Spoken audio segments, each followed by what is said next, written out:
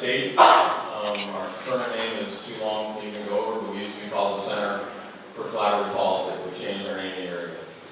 I have the honor of having had worked for quite some time early on in the SGMA effort with both the Colusa Groundwater Authority and the Glen Groundwater Authority, and helping them build those authorities and governance, and as both an advisor and as a facilitator. So they've asked me to be a part of this public meeting again tonight. I'll be wearing, a little bit oddly, a couple different hats, and then I'll be acting as facilitator and moderator for the evening. But because of my background working in SGMA cases throughout the entire state, there are a couple of actual informational parts that I'll be covering as well, so as a subject matter expert. So I'll get back to that in a little more detail. Right now what I'd like to do is just go through a couple of housekeeping items, and then I'm going to hand it over for some introductory comments by Denise Carter. So first of all, I hope that everybody's got a copy of the agenda for tonight, so if you don't, then you should go there, and please do sign in if you didn't do so already. I want to thank the Kashila tribe, or band of the Winston tribe, for hosting us and allowing us to use this very beautiful room to have this meeting tonight, so thank you to the band. Restrooms, if you should need, if you go out of either side of the door in the hallway, almost directly across behind me, here's where restrooms are. If you haven't seen already, there are caffeine and sugar delivery systems back there, so should the meeting, should you need some caffeine or liquid, please help yourself. We're not going to stand the formality. If I could ask everybody at this time, please go ahead and silence your phones so that we are not interrupted.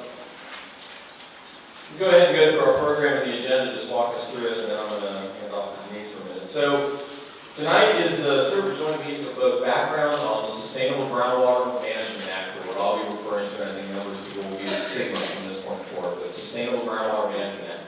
And I'll get more into the details on that. So we're going to be doing an overview on that because we know that even though this has been going on for a couple years, it still remains quite new for some of y'all.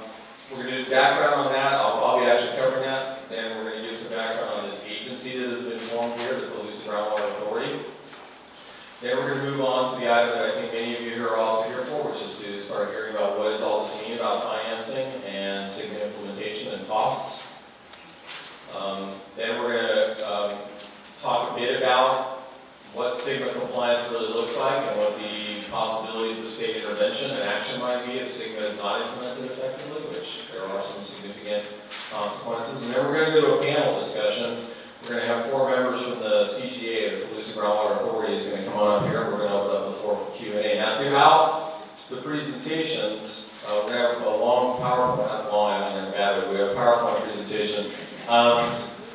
Sorry, that came out the wrong way. I'll be pausing and the other speakers will be pausing, so we're not just going to go through a long PowerPoint without giving you all a chance to ask some questions. We'll pause periodically to open up the floor, but I also want to let you all know that again, that at the end we're going to have a panel to also be fielding, and I'll be moderating that. So with that, I'm going to hand it over to Denise for some opening comments, and then I'll come on back in.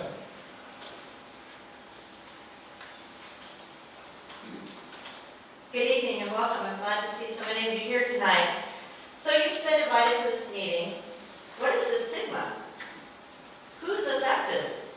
Obviously agriculture is affected, and it will probably have the greatest impact. However, all land in the basin is subject to SGMA.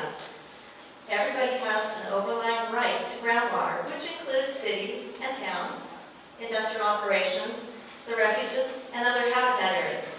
That is why the City of Colusa and Williams, they are members of our CGA Board. Tonight we'll get an overview of SGMA, where we are in the process, how you can stay informed and be involved. We have had many public meetings over the past few years, although the last large county-wide meeting on SGMA was about 3 years ago in the winter. A lot has happened since then. State regulations have been passed, and thanks to the commitment of several folks in our counties stepping up to move forward together, we have developed governance for the Colusa Groundwater Authority of the Colusa Subbasin. We are now beginning the development of our groundwater sustainability plan. The member agencies have allocated funds for 2 years to kickstart the CGA in order for us to meet our January 2022 To make this work, all stakeholders need to work collaboratively to develop solutions with the least undesirable impacts and expense while achieving the sustainability goals mandated by SGMA. Groundwater conditions in the county look generally good. We have no critically overdrafted basins in the entire Sacramento Valley, although there are some localized areas of concern that will be addressed in the GSP development. For now, I think I'll turn it back to Dave to talk more of the details of what exactly the SGMA thing is. Thank you, Denise. So I'm going to cover a lot of background here about SGMA, how it came to be, what it covers, a bit about what the agency's been doing already, and then we'll move on from there. So SGMA was actually passed in 2014 and went into effect on January 1st, 2015. It was actually amended 1 year later to incorporate some items that didn't accidentally, I think, get covered in the first round, and I can talk to that in a little bit.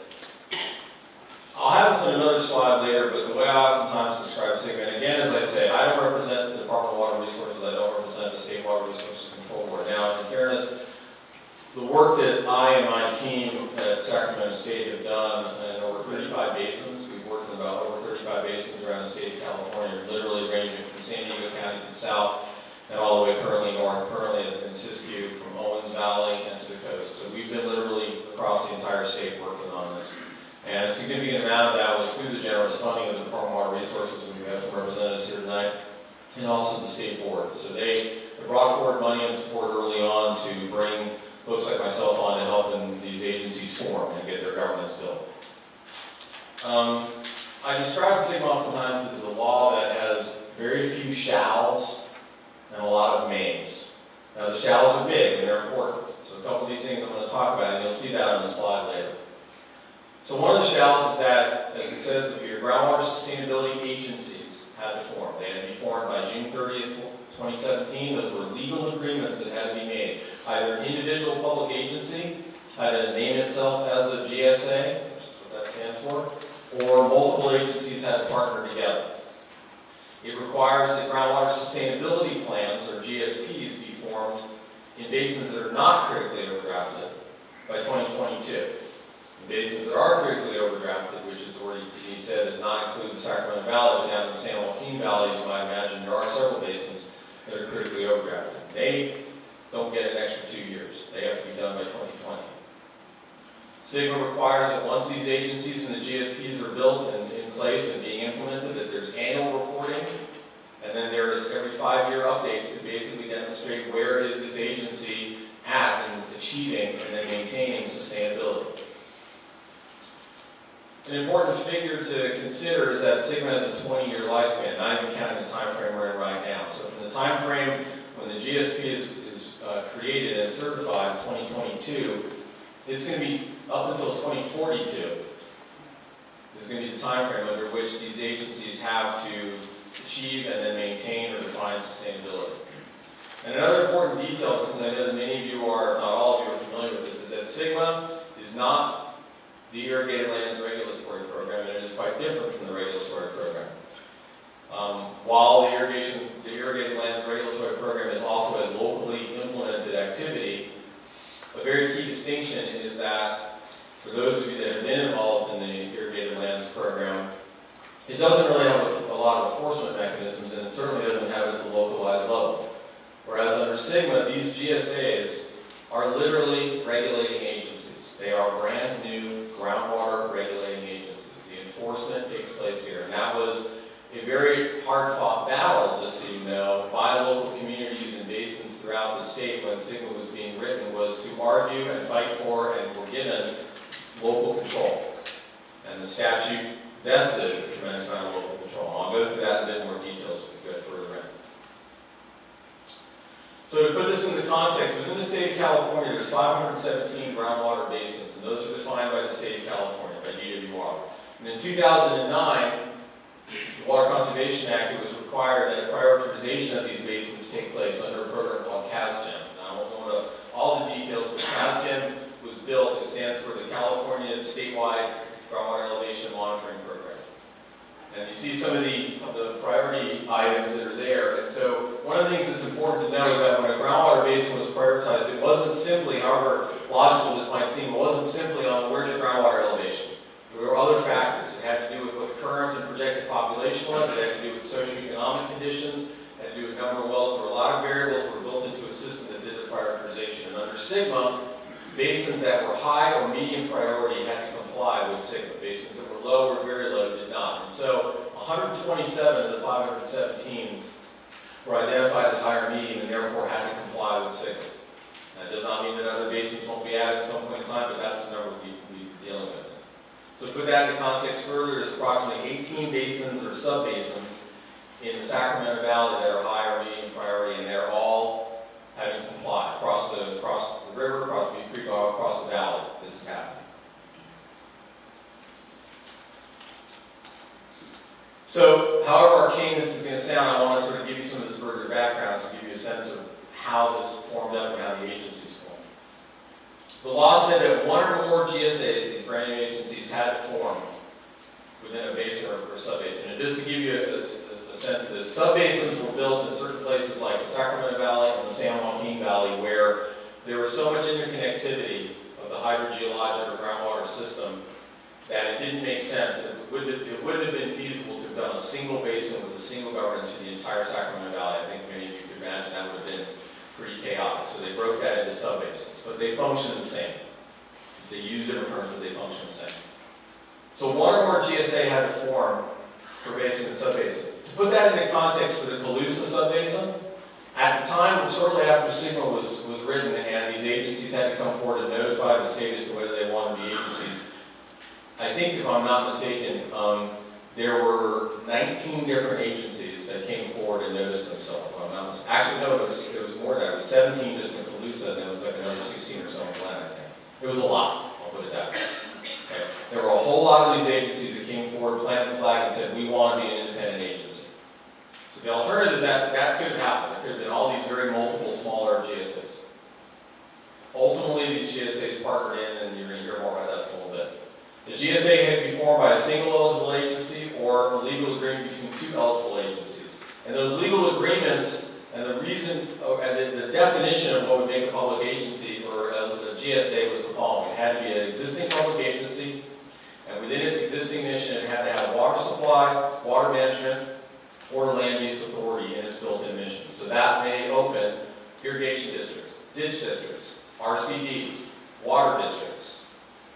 If there were CSDs that dealt with water supply or water management, so community service districts, cities and counties all had just as much of a right because they're land use authorities.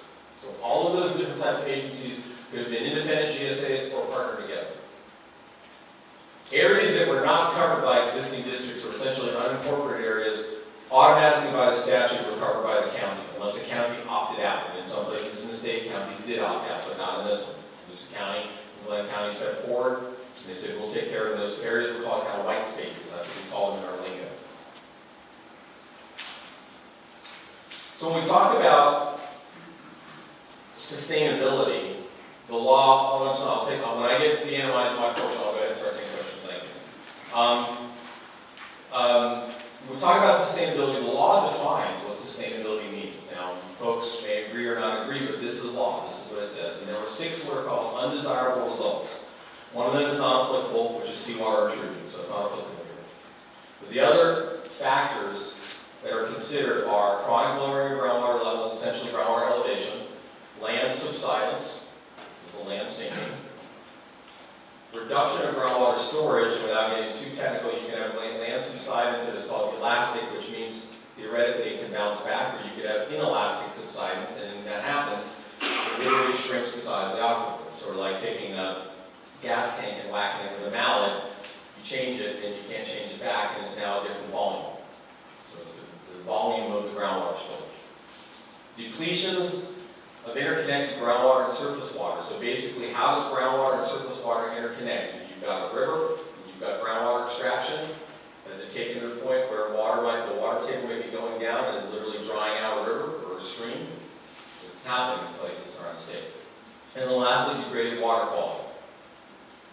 Some of these, relatively speaking, are more simple than others. None of them are truly simple, but groundwater elevation is fairly effective to identify. Figuring out groundwater surface water interconnection, that's tougher. Figuring out exactly what agencies are going to do if there's water quality issues, that's probably tougher still. Because there are lots of other regulations that also deal with groundwater quality, or water quality and groundwater quality. So you saw the slide once before, but now I'm going to put a little bit of a wrinkle to it. So who's affected? Ag, municipal, industrial, the environmental itself. Now, there's a limitation within SGMA called de minimis, and de minimis is a factor that might very well apply to many of you here in this room, so it's important for you all to be clear on it. If you're de minimis water use, that means you use less than 2 acre-feet pumped per year for domestic purposes. So if you are a groundwater extractor, you're not on a city system or this otherwise system, and you're extracting 2 acre-feet or less for domestic purposes, you get certain protections. Those protections include things like you can't have a meter put on you, there are certain fees that may be waived, so there are definitely protections given. De minimis is a little squirrely though still, because we don't really have full answers on things like what happens if there's a well cluster, and some of those wells are used for domestic and some for ag, or well cluster amongst a number of adjacent properties. What happens if you've got a well that's serving both agricultural and domestic purposes on a single property? These are questions that remain to be answered. We don't have answers now. There's a saying that I say and other people do, which is there's a lot of building and plan walls being flown right now. This hasn't been done in California before. So the GSAs can include de minimis extractors in this groundwater sustainability plan. The CGA, as Denise already spoke to, is earnestly seeking, as I know a number of basins and a number of agencies around the state are, to try to really earnestly minimize the kind of impacts that might come to individual landowners.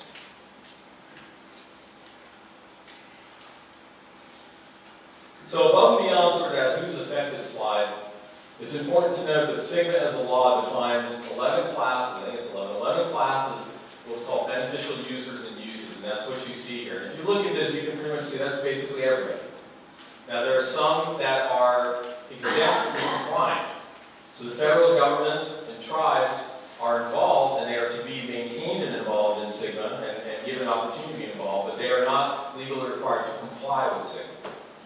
But all groundwater users, holders of overlying rights, and another factor, and I don't want to get too deep into sort of groundwater rights here, but for those who are not familiar with the idea of overlying rights, if you are a landowner and you have overlying rights, and that means that even if you are not exercising those rights, it means that you could. Anybody that has private property essentially has the right to some amount of groundwater that is beneath them, and you could put a well in and exercise those rights. And that's a really key factor under SGMA, because that makes you eligible to both the challenges and benefits under SGMA. So again, this is who's covered by SGMA. So I want to talk a little bit about roles and responsibilities, because as I said at the outset, and I really want to stress this, however frankly uncomfortable it might be, this is a new regulatory agency. It's not a commission, it's not a committee, it's not a club, it's a regulatory agency that is regulating groundwater. You are not alone though. As I said, there are 127 basins around the state, all of which have at least one GSA. There are literally hundreds of these brand new agencies that have had to form all roughly the same time throughout the state. And the roles and responsibilities are very sweeping. Remember I said earlier, a few shalls, many mays. So roles and responsibilities that this agency and all the agencies have include the following. They have governance. They had to form themselves into some form of governance. This agency did that, and so did its partner agency, the Groundwater Authority.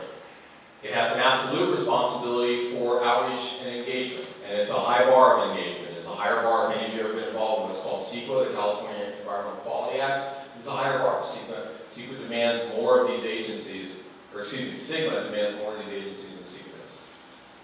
These agencies all have to do compliance with local ordinances, state and federal laws, regs, things like that. Funding, we're going to talk about that later, so I'm not getting into it. These agencies have the authorities and the responsibilities to do funding.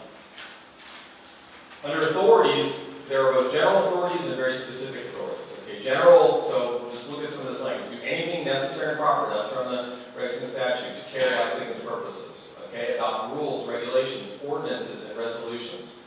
I don't think I know of any water districts or irrigation districts that have the authority to set up ordinances, but these agencies do now.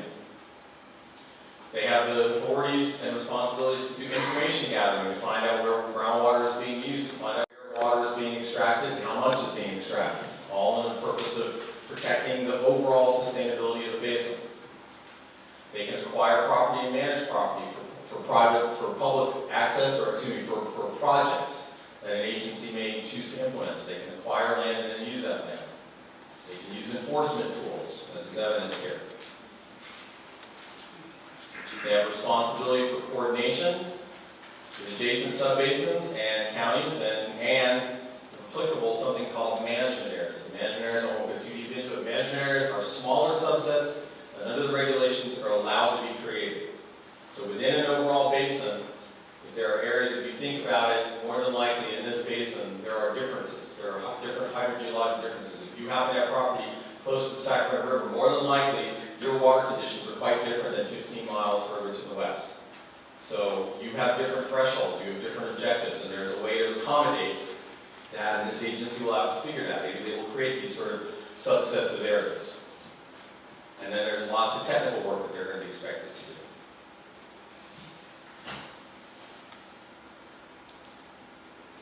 So to summarize, SGMA is a law. It was announced the law was passed in 2014. It is a foundational change in water management and groundwater management in the state of California. It has significant tools within it to allow for local control and to allow different agencies throughout the state to implement SGMA in very different ways, and they are. I can attest to that, they are.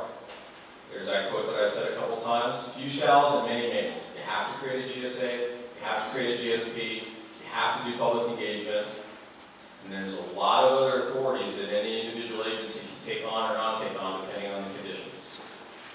And as I've said a couple times, these are new regulating agencies. So I'm going to pause for just a couple of questions, clarifying questions. We will, as I said, we'll have a panel thereafter.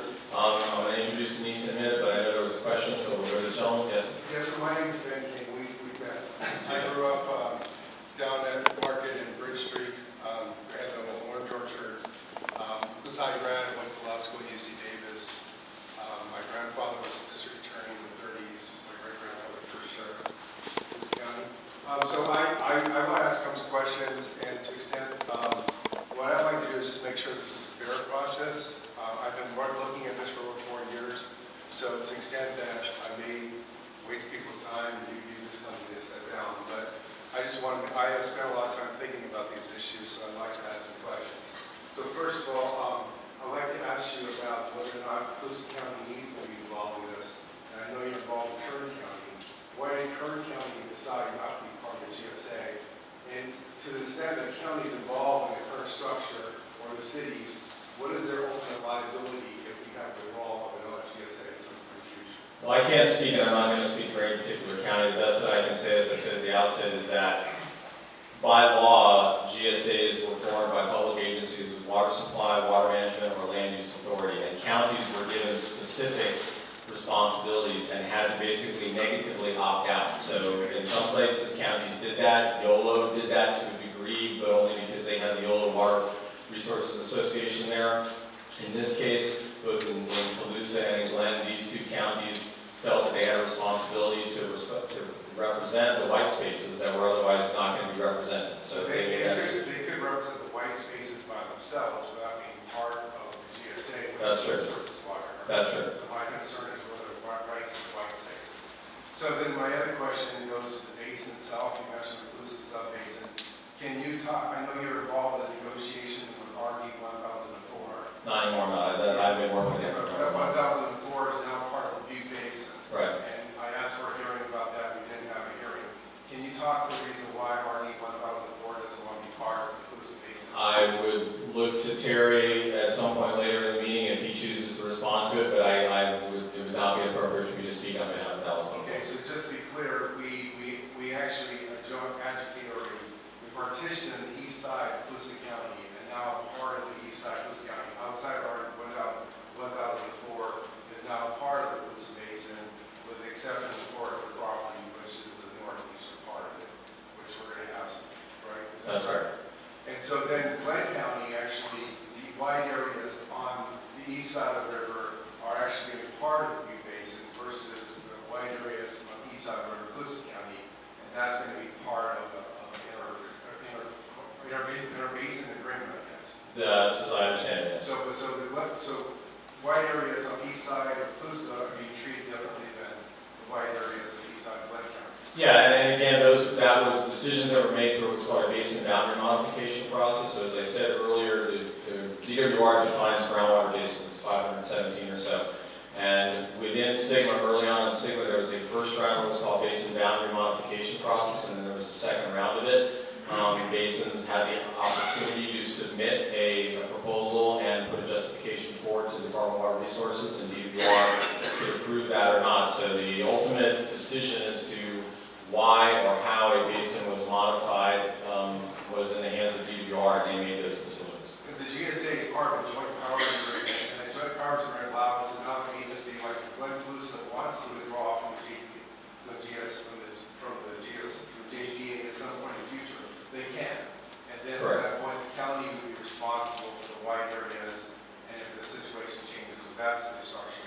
Yeah, I mean, it's a little more complex than exactly we kind of take over for, but the bottom line is that both the joint power agreements for both Colusa and Glen were written to give all members. In fact, this was a very significant issue that they worked through to ensure that nobody was essentially, no agency was held hostage, so to speak. So they had an opt-out. All the member agencies of these respective GSAs were made sure they had an opt-out clause. Now, opting out immediately puts you out of compliance and puts any individual agency that steps out immediately responsible to be foundationally compliant almost immediately, or you could be found to be out of compliance and then the state They agency. can remedy that by coordination agreement among the GSAs at that point.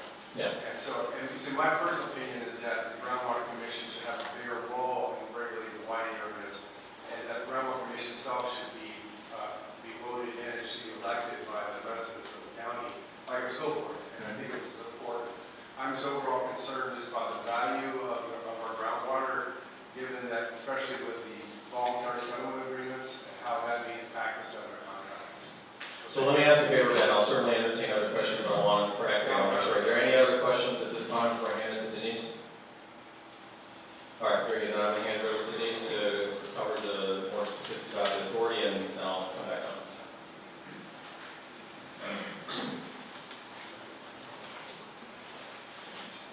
All right, we're at the Colusa Groundwater Authority.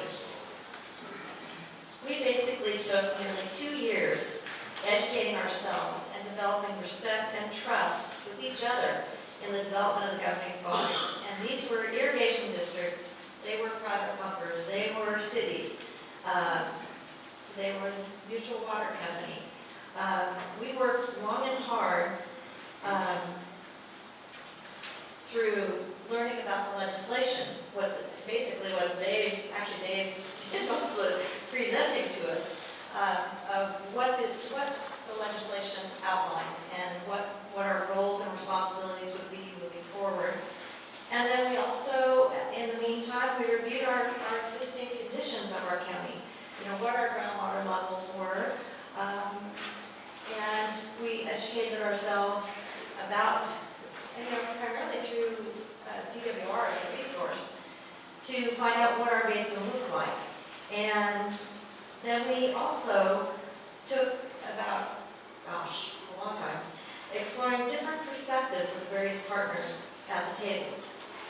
And the conclusion of that was about, when we finally decided, it took us, we had 21 governance meetings, when we finally decided that we wanted to make a go at working together. Rather than each of us being our own GSA and having all these various agreements, we decided to go for one and work together. It took us 21 meetings to sort all that out. And we also have 4.5 pages worth of general principles of understanding actually written into our JPA. And I wanted to outline a few of those because I think they're pretty important and kind of give you an overview of where our thoughts were and where we were going with this. So the members shared the common goal of cost-effective, sustainable groundwater management with minimal impact on landowners within the basin, and they're also going to provide the funding for the first 2 years of the program. Local control of groundwater and compliance with the Act should be preserved to the maximum extent possible, or practicable, and state intervention to implement the act should be avoided to the extent possible. Another one, a partnered approach to groundwater management and implication of the act is in the best interest of beneficial use and users within the CGA boundaries because it will maximize efficiencies, keep costs to a minimum, and capitalize on the skills and strengths of its partners. Another one, sustainable groundwater conditions in the Colusa subbasin are critical to support, preserve, and enhance the economic viability, the social well-being, and the culture of all the beneficial uses and users, including tribal, domestic, municipal, ag, and industrial users. Another one, overlying landowners in the Colusa subbasin have a right to share in the sustainable yield of the subbasin for reasonable and beneficial use on overlying land. And the last one I'm going to talk about is groundwater conditions throughout the county and the subbasin are not uniform. Conditions vary by location, surface water conditions, precipitation, and water year type. While all beneficial use and users will share the obligation to achieve sustainability, solutions will need to reflect these geographic and hydrogeologic differences. So that's kind of where we talk potentially, Dave mentioned management areas. At this point, we don't know as a authority what we're going to do yet, but we're all working together to figure out what will be the best for all landowners in the county. So we actually got this agency formed on June 29th. What was it, a day before it was required, as mandated by SGMA, and all the agencies signed and approved. And the CGA is the GSA covering the Colusa County portions of the subbasins within the county outside of RD 1004. The authority is a 12-member joint powers authority board, and it includes 2 private pumper representatives. And that's actually pretty unusual in this state. The SGMA legislation did not give landowners in the white areas any path to be part of a governing agency. And over 3 years ago, the Board of Supervisors created a private pumpers advisory committee where we had enough interest to have 7 landowner members and 3 alternates who participated in the formation process. Ultimately, the Board of Supervisors appointed 2 private pumpers to the authority from the Groundwater Commission. And the board, they actually were appointed by the Board of Supervisors. And the reason we did it was to more accurately express the position of private pumpers in our county. We have a lot of private pumpers in our county. The board really felt that their voices needed to be heard. And as Dave says, this is actually very unique in the state to actually have private pumpers a seat at the table. I'd like to recognize the board members who are here. Obviously, I'm from the county. City of Colusa, Tom Reiche and Dave Marks are the board members from the City Council. City of Williams, Alfred Sellers, Colusa County Water District, Lee Myers and Shelley Murphy. If you guys are here, stand up, because I know a lot of you are here. Glen Colusa Irrigation District, Blake Van, Thad Bettner. Maxwell Irrigation District and West Side, Zach Dennis and Dan Reese. Princeton, Cordura, Glen Irrigation and Provident, David Alves and Lance Boyce. Thank you. RD 108, Hillary Reinhardt and Bill Vanderwall. RD 479, Charles Marsh, Derek Strain, he's back there. Colusa Drain Mutual Water Company. Again, this is another one that roundabout had to actually be appointed by the Board of Supervisors because, again, since it was not a public entity, it could not have a seat on a GSA, but we allowed it to. So, Jim, I thought I saw Jim. Yeah, Jim's here. And then our 2 private pumper representatives are Darren Williams and Jeff Morasco. That's our group. And I also want to recognize Mary Fahey, who is our program manager for the CGA, and she is a great resource and has been really kept us on track. Thank you.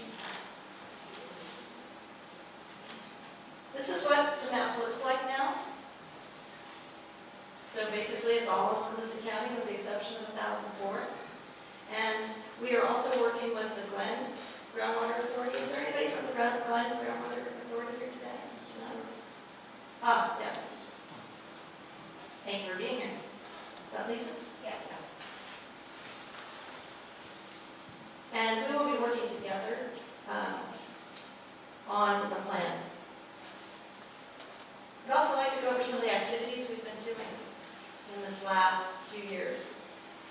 We started out, obviously, we have to develop a plan, and we were awarded a $1 million Prop 1 grant for GSP development that is shared with Glen County. So we have selected a consultant, and the consultant is working on that. And right now they're developing the basin setting.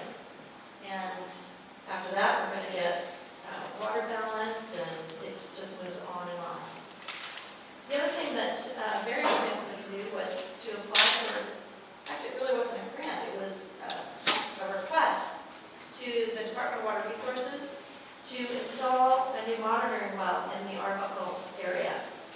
It's funded completely by DWR, and as probably some of you have seen, we have some, that's probably the part of our county that has the most issues we have to deal with, and there hasn't been a whole lot of monitoring in that area, so this additional well is going to be very, very helpful. We're also doing coordinating with the Glen Colusa Groundwater Authority on GSP development and other activities in the subbasin. We're also coordinating with other GSAs in other regions, for instance, Butte County. And we have been organizing ongoing public meetings and public outreach activities. There's a pretty robust website that Mary keeps up to date, and so please sign up for it. And of course, most recently, we're developing a long-term funding strategy for the authority to really maintain local control of groundwater management under SGMA. So with that, I guess I can take any questions. Does anybody have any questions about the forming of the authority?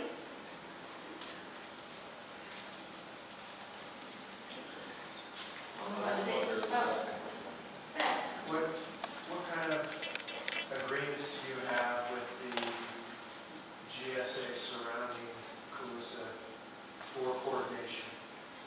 The coordination agreements aren't done yet, but Mary's in the works of developing. And Mary, do you want to comment on them at all? We'll be Stand up. Stand up. Come to the microphone. working with the Colusa Groundwater Authority on a voluntary agreement. Since we're doing one groundwater sustainability plan, it's not required, but we've agreed to just to get everything out on paper to have an agreement in place. And then we're in the Butte County basins, they're still working on governance. So as that moves along, we'll decide how we're going to be working with them and putting agreements together. So that's still coming.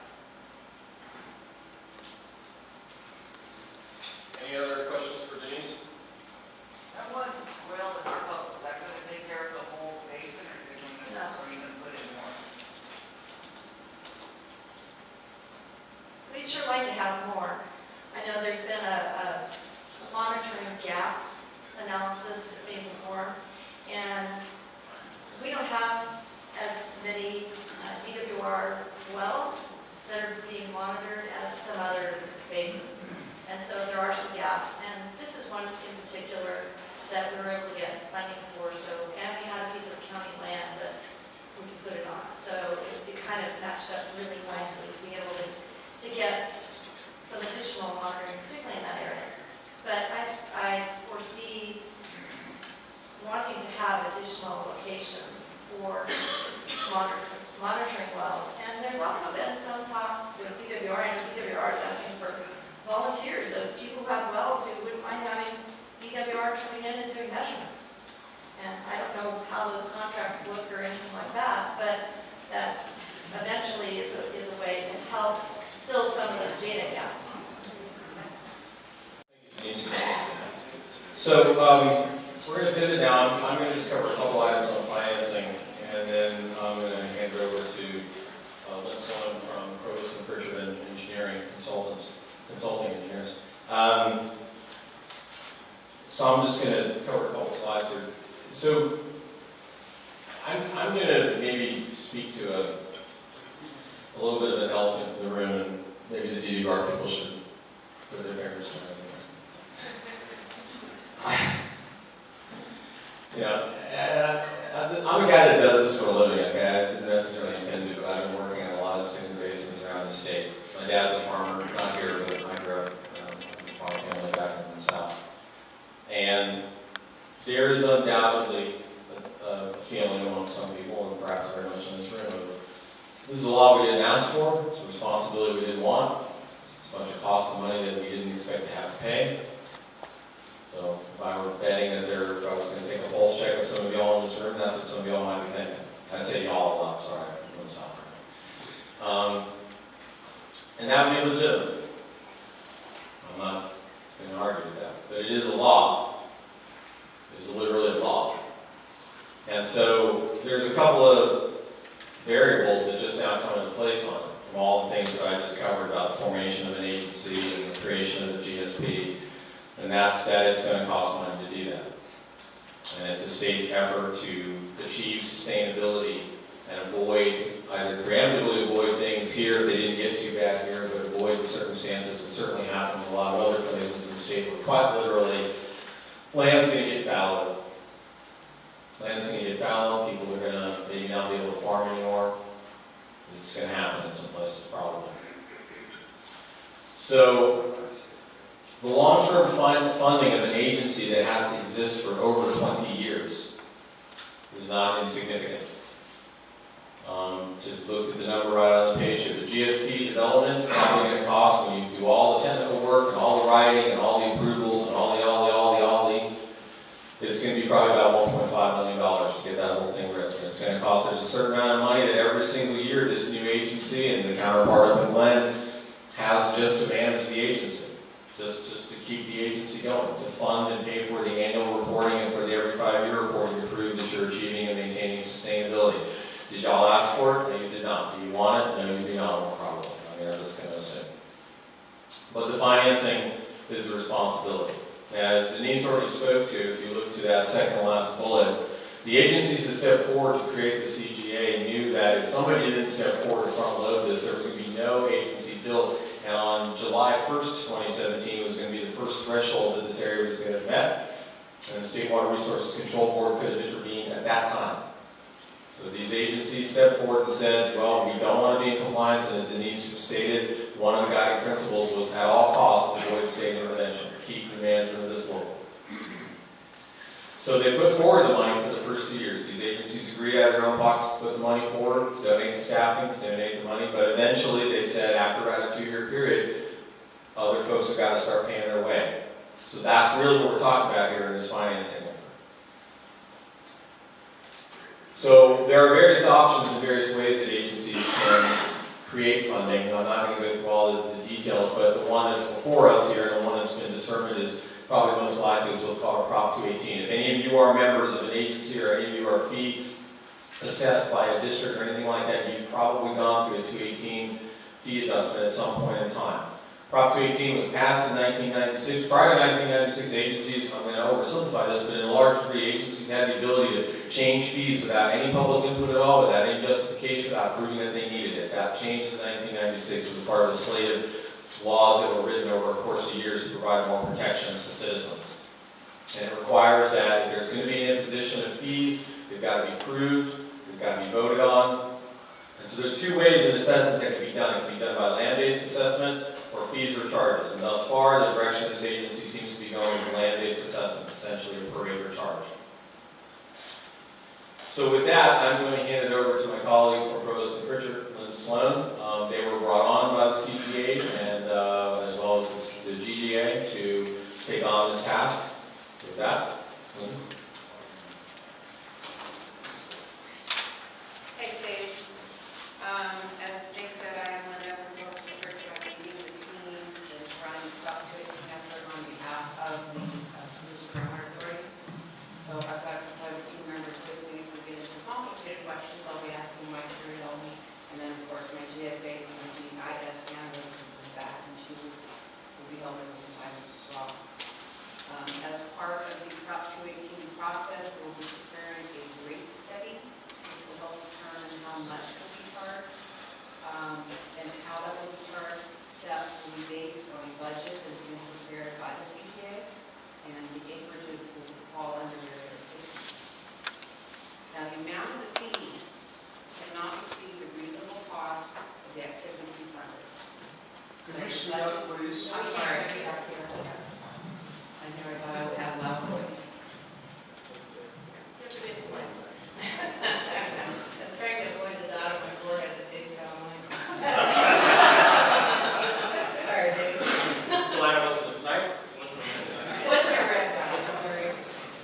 I apologize. So the fees must proportionally, sorry, I skipped a slide. The amount of fee cannot exceed the reasonable cost of the activity to be funded. So what we're looking for is just to keep the GSA open at this point.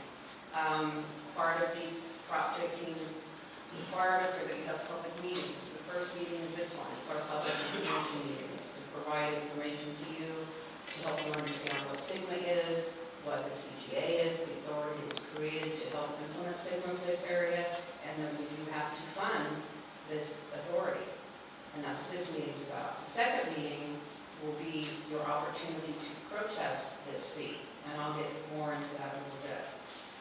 As it's been mentioned a couple times, similar process is occurring in the Glenn County, or in the Glenn Groundwater Authority, and Lisa Hunter's here, and we just had our kickoff meeting yesterday, so we're starting their Prop 15 process as well.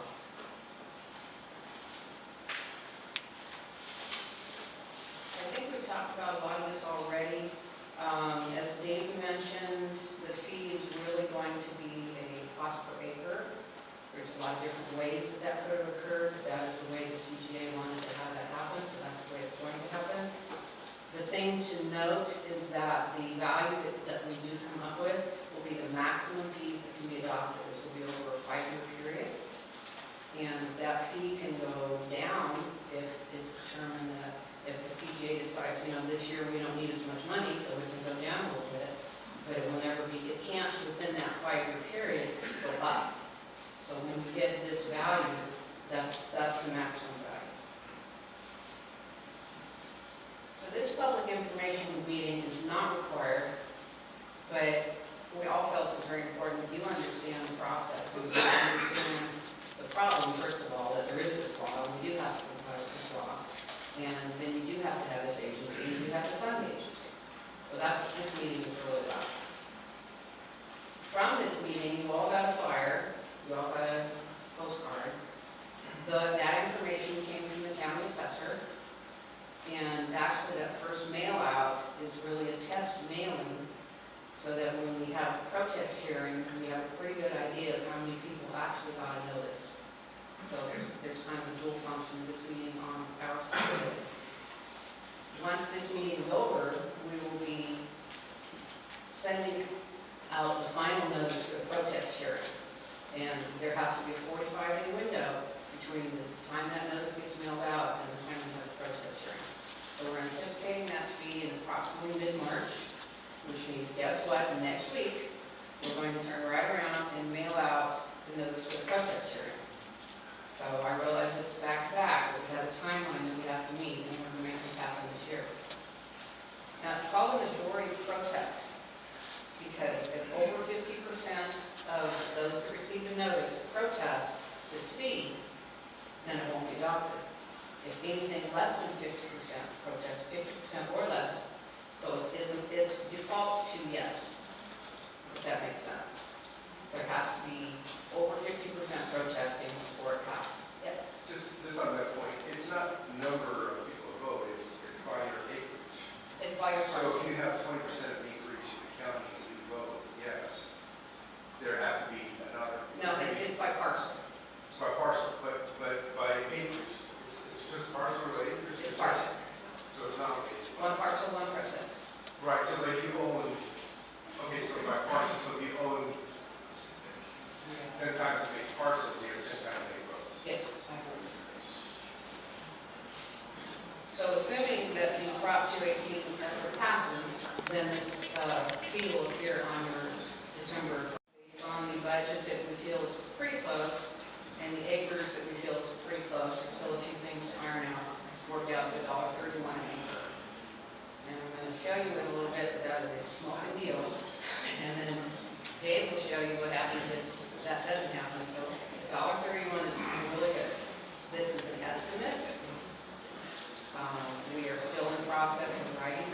study, so that will be done within the next couple of weeks, I presume.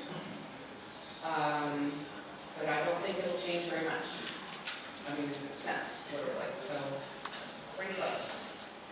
It's also pending the authority's approval and the budget review, so there's still some items. This is not nice, I want you to understand that, but it's very close.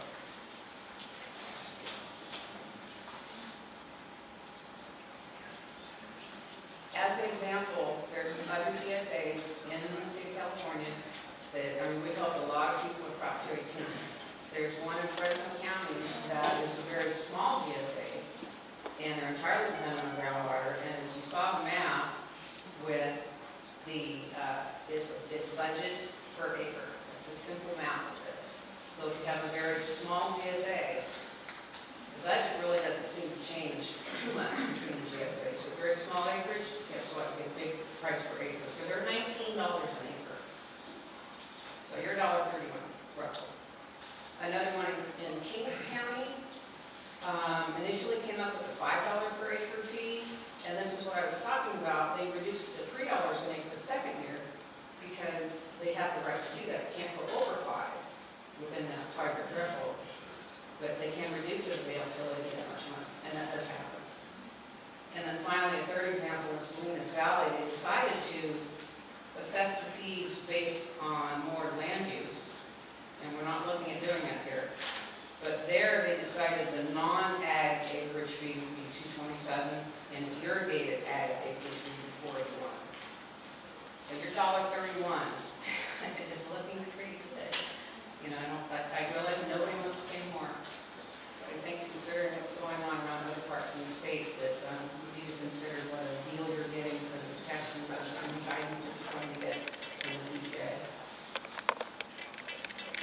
With that, I'd like to go ahead and pass it back to Dave, provided we don't have any questions. So some questions. First of all, not every GSA is actually doing assessment. Some GSAs are. Some groundwater authorities are doing self-assessments. Isn't that correct in the state? So it's not clear that the member of the groundwater authority could pay their own fees. They don't have to actually have that county-wide. The county can actually raise its own tax if it wanted to pay, but the county doesn't actually need to be part of this GCA. So there are places in the state that white landlords aren't paying the fee. Well, there are places in the state, you're correct. If I'm not mistaken, still, the view is covering at least initial coverage for the GSP development, right? Okay, so there are places in the state, but again, and I want to be very clear, I'm not here to defend or deny what any particular county does, but it ultimately has to depend on what the general fund condition of a particular county is. In some cases, the level of work. I mean, there are certain places where counties or other agencies have done very significant ongoing technical work through the years. In Yolo County, for instance, and they're still paying fees there, but in Yolo, they've had the Yolo Water Resources Association, who's done a significant amount of groundwater work and technical work through the years, so they didn't have as much need for as much upfront. So it's a wide variety, but technically you're right. But again, as to why the county here did or did not, that's a question when we get to the panel. I can look at the next instance. So this 218 process was actually a reform process for taxation, unreasonable taxation, in line with Prop 13, and this was a recent amendment on that. And this is a fee for service, right? And so the question is are we getting a service for this action? So where if you're not part of the GSA or the water authority, what service are you getting besides just having the county? I guess that's the service we're getting. Is that right? What is the service that why? Well, again, the way a basin is structured, the groundwater basin is structured, that's defined by Department of Water Resources. Any parcel within that basin is considered to have overlying rights. So the service is that if you were a parcel if you're a parcel within a basin, you have to be part of the GSA. You are not legally allowed to not be a part of the GSA if you are in a higher medium basin it has to comply with SGMA. So the structure of your question, I Well, thought, we can have the county represent us by ourselves, not be part. It's a matter of like, we didn't have a right to have a say on to this point about how the GCA is structured. And so, but now we're asking to pay for it. well, Denise pointed out, that I'm not going to get into the counterpoint, but Denise pointed out that there were 21 meetings of the governance group. Every one of those meetings was publicly noticed, and it was through those 21 public meetings that the governance went from the number of agencies that were all disparate to ultimately forming and voting to decide. And every one of those meetings was a matter of public record. Okay, so have other agencies, has this been used before for this funding? Has we been used? And then maybe you can talk about why majority protest and why the GCA, why did Colusa County change our approach to majority consent, majority protest? Because I think if we pay a fee, we should be outright to vote for it rather than have not to, protest. I think why it was chosen needs to be addressed by the CGA. That was a board decision. The board voted on it, and we discussed the various options of doing a 218. And we also needed to be cognizant of our partners to the north. And because we do have districts that are in both authorities, both counties. And so the board voted for it. All I can say, that's what you have your board for. Why did you decide first, why did you change, in the first decision, why did you decide to have a majority consent? What was the logic behind that? Was that a better alternative in your mind? And just because Colusa County decided, their lawyer told them that they should have a majority protest, all of a sudden those reasons no longer matter? Well, we each have different counsel, and different counsel brings up different ideas. And so... And your counsel is the attorney Moab suggested, he suggested a majority protest? He mentioned it, but he did not, it was one of our options. Let's put it that way. My understanding is this is a novel approach. I mean, I'm for a plan, but I think people should have, I personally think we should have a vote for something rather than a protest. This is the thing, if you want to bring stakeholders together, it's better to make a positive action rather than have a protest. Well, I'm glad to hear you. Thank you. And as far as, actually, I had another question. It had to do with, sorry. A timeline possibly? Maybe a timeline to get it so that we could get funding to keep this thing rolling? Would that? Well, that's kind of what we're doing. Yeah. The That Right. The group basically self-funded for 2 years, and that includes the county. The county is not, the county represents a large acreage, and the county is not flush with money. This county is not flush with money.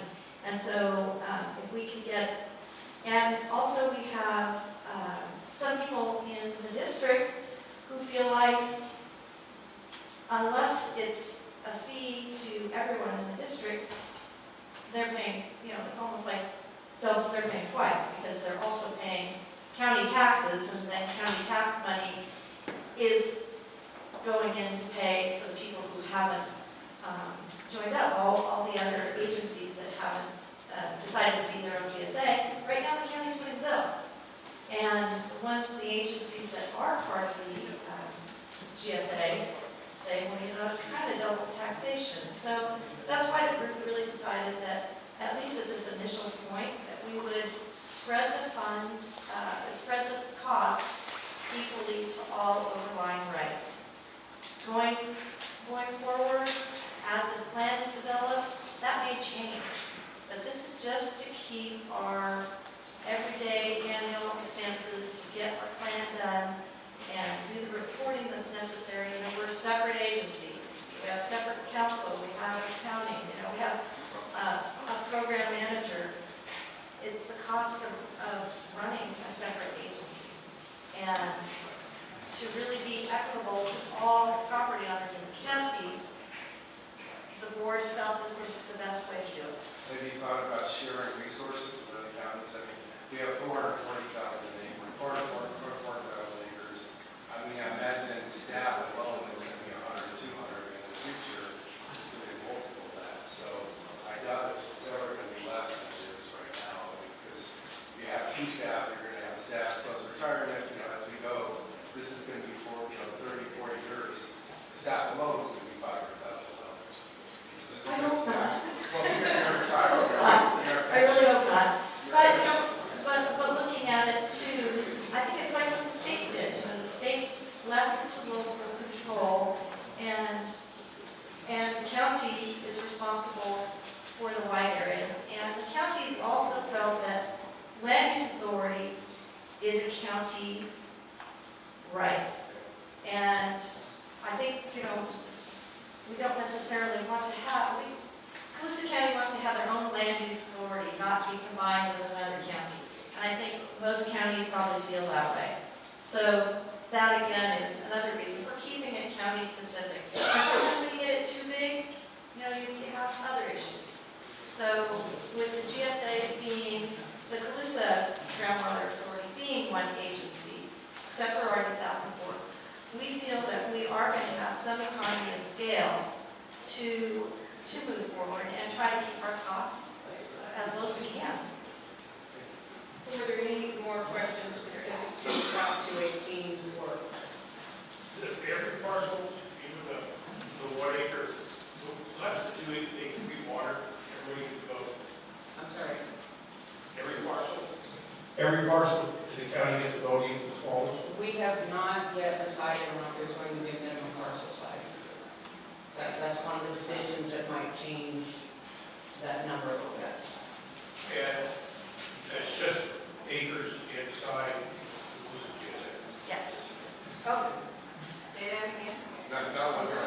Yes. Yes. Yes. What did he say? The acreage fee is only going on the properties in that Colusa basin, which is the map up there, the CGA. So, your other question about parcels, small parcels. For instance, in the cities have agreed, or at least the city of Colusa has agreed, to basically cover all the small parcels that are in the city. And we're talking to the other local water districts, like in Grimes, Princeton, Arbuckle, to see if we can do something similar. Because honestly, those little tiny parcels would be like a quarter. It doesn't make any sense to do it. So I think that's the way, and their fees aren't going to be that high for their acreage, since it's based on acreage. So the small communities, private water systems, those will probably be built on a private, basically a system or district fee, is what it was.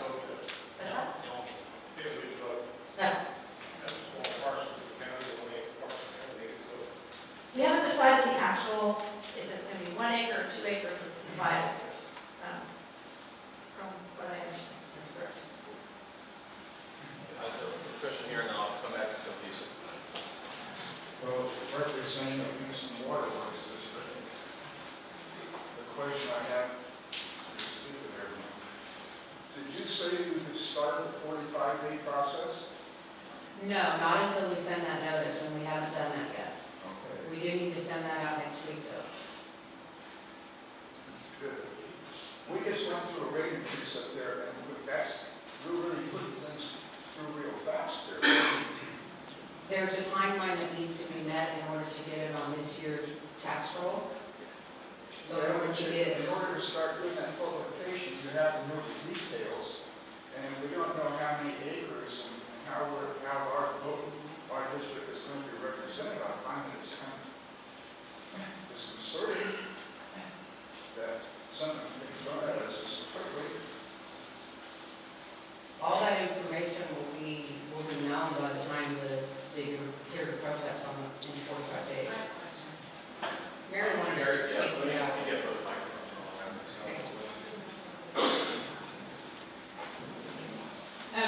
For Princeton, I talked to Clinton yesterday, and I took all the PUDs spoken with most of them, and I sent an email out to all of them prior to Christmas in December, so the information has gone out. And we're communicating with the small water systems in the two cities. There's a question up here. Denise, isn't it fair to say that if we can't develop this mechanism to assess ourselves in this process, goes back to the state, we lose local control, is that correct? So that's worst case scenario, that's where we go. Right. I think a lot of your That's actually the next slides that I've covered. yeah, I think a lot of those kind of questions, the answers are coming up. My question was, did everybody get the invite? Every parcel owner, because I know for a fact, 2 of my kids did not get them. We did get a bunch returned, as a percentage it wasn't very much, but we are relying on the county assessor's role. Well, these guys have owned the properties for quite a while, so I was surprised that they did not get these, and a few other people in Princeton that I spoke to had no clue as to what I was talking about when I was speaking about this meeting tonight. Okay. So I think there might be a gap and people don't know about this. You know, I don't know what else to say. And these 21 meetings, were they posted? I mean, how do you find out Yes, they were posted. where out in Princeton? They were posted on Mary, they were posted on the county website, right? Yes, posted on the county website, and I have an extensive email list, and they're blasting it out, but you have to sign up on the email list, so I would suggest at this point. So if you don't sign up on the email, you're not getting any information. Is that correct? Yeah. And were they They were in the during work hours? Okay, hold on, let's do one question at a time. So let's not connect the email list to the tax assessor's list for the formal noticing. So there's an email list. So first of all, going back to the original question, the governance meetings that led, for several years prior to the creation of the CGA, those meetings were posted on the county website. They were posted in local papers and PSAs as well, local news. I believe so. Where's your microphone, please? Yes, they were, and we put articles in newspaper too periodically. There's not a newspaper there, we post them on the website, and you distribute the email list. I mean, sometimes you have. Okay, hold on. We're gonna, if we could please, we're gonna handle this sort of things one at a time, if I could ask. So, they were posted on, just go ahead and describe where they were posted. And I'm having to think back because it was like 3 years ago, but they were posted on the county website. We didn't have the Groundwater Authority at that time, so all of our water resources meetings, including the Groundwater Commission, were all posted on the county website. I was building the email list at that time, so as folks are added, all those meetings were blasted out, they're posted at the meeting site. And the newspapers are on our email list, so the Pioneer Review and the Sun Herald. So, now, separate from that, the parcels that received the notices, and as Linda, you had said that this was in part of the test that you wanted to It is see. part of the test. That you wanted to see. So, how will, under the 218 process, how will the CGA and you as a consultant be determining where the gaps are and where people like this woman is speaking to? How does that get filled? We're going to have to do the best we can. Mallory's here tonight, she has our roll with us that we got from the assessor's office. She'll be posted over here at the end of the meeting. If you did not get a notice, or if there's something incorrect with the notice that you got, we need to know. Mallory, I asked Mallory, him, Mallory's back there. She's going to be at this table. If you're concerned about, didn't get a notice, or so-and-so didn't get a notice, talk to Mallory so she can get that straightened out for you. Yeah, we need to work on it, we can turn around quickly, so if you can help us out and do that tonight before you leave, as best you can. Colusa County, there's no widespread newspaper that we always see, there's no widespread social media page we all follow. They've done their best and level efforts to get the word out there. You have to have your head underneath a rock not to know something about this. And you want to be engaged, you were engaged. You're attending, at least you asked people about it, you read about it, you looked at it, you researched yourself.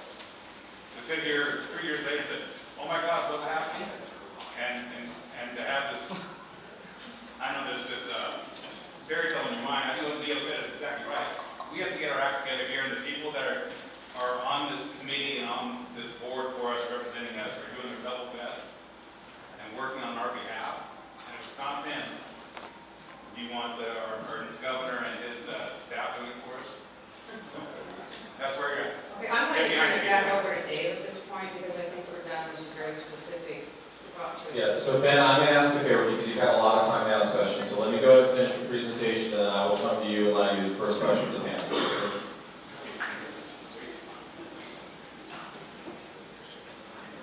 Okay. Get myself settled. All right. So I want to be really clear. What I'm about to cover here, this isn't hyperbole, it's not gloom and doom, I'm just giving you facts, okay? What happens? Okay, this is just as the statute. Okay, if Prop 218 effort fails, as I said, and as some people said, there was a set of agencies that came forward and front-loaded the money. To put this in perspective, Mary, correct me if I'm wrong, but very early on, the very early stages, one of the things that was in fact done was that the county sent a letter out to every single agency that was an eligible agency that could step forward and either wanted to be an independent GSA or choose to be in some partner discussions. There were 31 or 32 different eligible GSAs just in Colusa County, and roughly about the same in Glen. So by an assessment of, again, public agencies that had water supply, water management, and or land use authority, there were something like 31 or 32 agencies of some form, shape, or size in Colusa County that could have stepped forward. A letter went out by the county very early on in the process, basically a speaking out for holding the peace kind of letter, which was, are you going to be an independent GSA? Are you going to come forward and be in any kind of a partner effort? That was a very early step.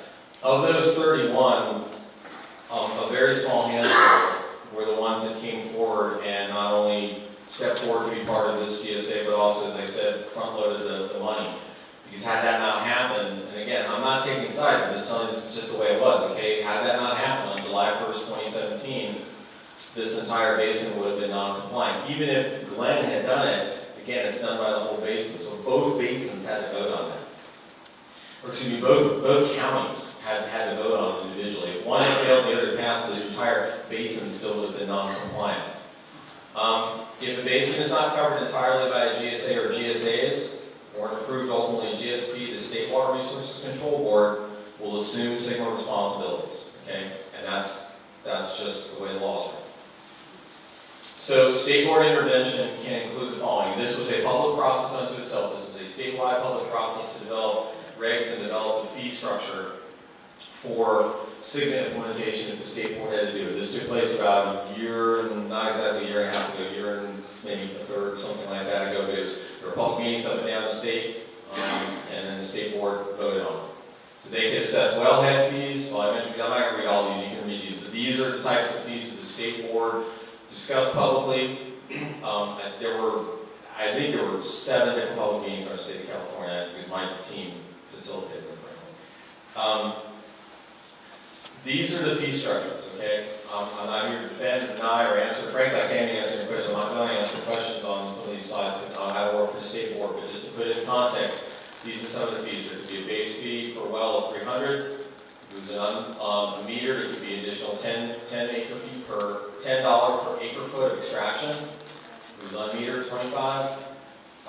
If a basin fell into probation, water users could then be assessed $40 per acre feet. And again, you can read all of this. Even de minimis. See, de minimis who's waived on certain fees under a State Board fee structure, there was an additional fee of at least even $100 per well.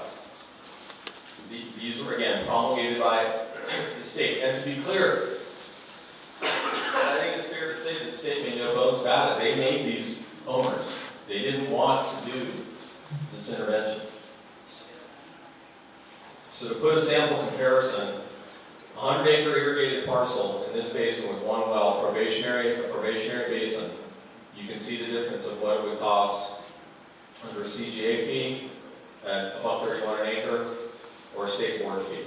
I'm not going to speak to defend this or deny it. I'm just telling you that from the simple math of what the state fee structure is based upon a hypothetical basin or hypothetical parcel, that's what it breaks down to. And That's real. That's real. And when I say real, I mean that's the state board's responsibility. They will do it. So, let me just take any questions on the state intervention part to the best I can. And again, like I said, I do not work for the state board. I'm not going to answer questions about the specifics. But if there's any SGMA is about bringing stakeholders being involved. You know, and to have this idea that somehow we have to go along with, I mean, first of all, I think we should fund it, we should have a plan. You know, I think there's a lot of hard work here. But, you know, as far as notice, I mean, we should look down on people if they don't know what's going on. I have 3 degrees and I'm barely keeping up. And the Senator, the Pioneer Review has a youth lady club, but as far as I can see, it hasn't been one notice about one of these meetings. And I've talked to Mary about that meeting, it's fallen on the Pioneer Review, not making a priority of this.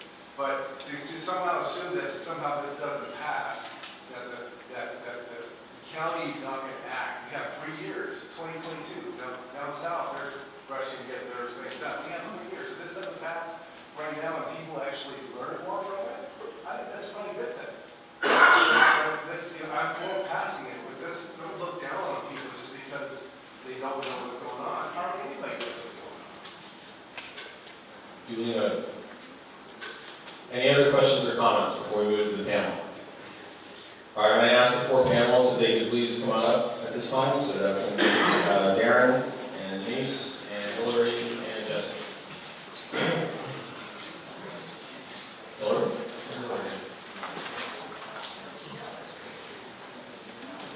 She stepped out just real quick. Clearly. Well, that was convenient, wasn't it? All right. All right. Well, we're trying to make it such that y'all can. Let me take one mic and try to run around the room. I can't do this. Really?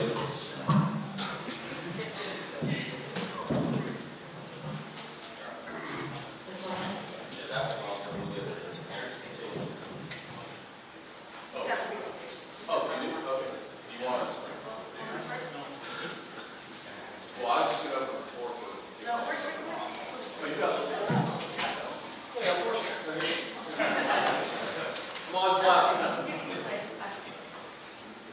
All right, well, we decided to have this little panel so you can kind of hear from 2 different perspectives of this proposal and really what the Colusa Groundwater Authority is doing. As far as I represent the county, I'm a county supervisor, and that's my role. I actually am also a property owner in the county and farm with my husband. But the county technically wears the hat representing all landowners in the white areas that we talked about, as well as irrigation districts that did not join the CGA Board, which there are a number of them.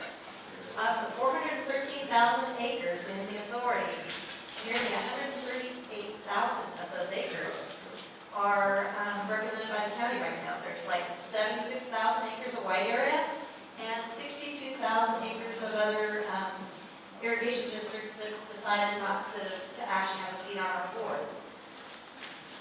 And the county, as I've said before, extended our representation of these people by adding 2 private pumpers as representatives of those white areas to the board.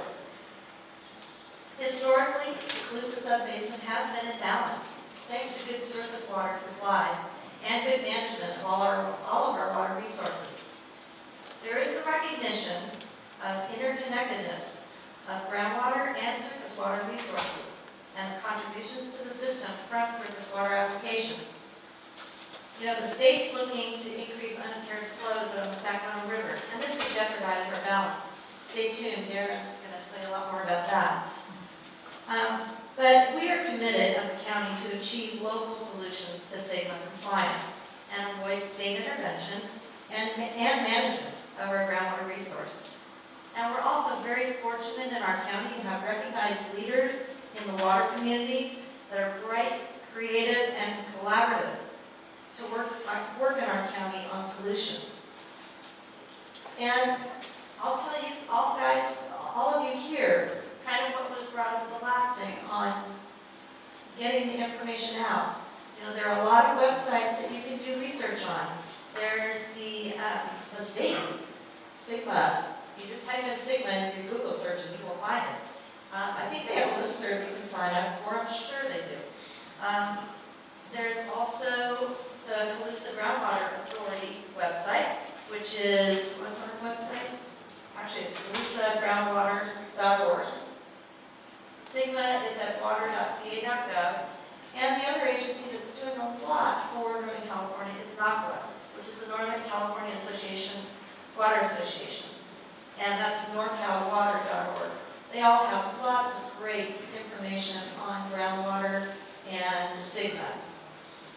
And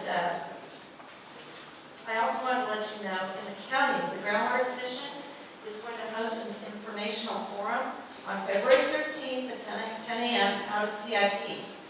And this is going to be actually a kind of a multifaceted presentation on water. So there's going to be a presentation on the Bay Delta Water Quality Control Plan update. And there's going to be a discussion of the Sacramento River Basin voluntary agreements. There's also going to be a presentation by DWR on the 2017 Sac Valley Subsidence Report, which I don't know how many of you have seen it. The paper's probably going to do an article on it, which shows some measured subsidence in the Arbuckle area that occurred really during our drought period. And at this point, none of us know if that's going to come back or not, because we just don't have the information. So that will actually be a really great meeting. So with that, I'm going to turn it over to you there. Sure, there.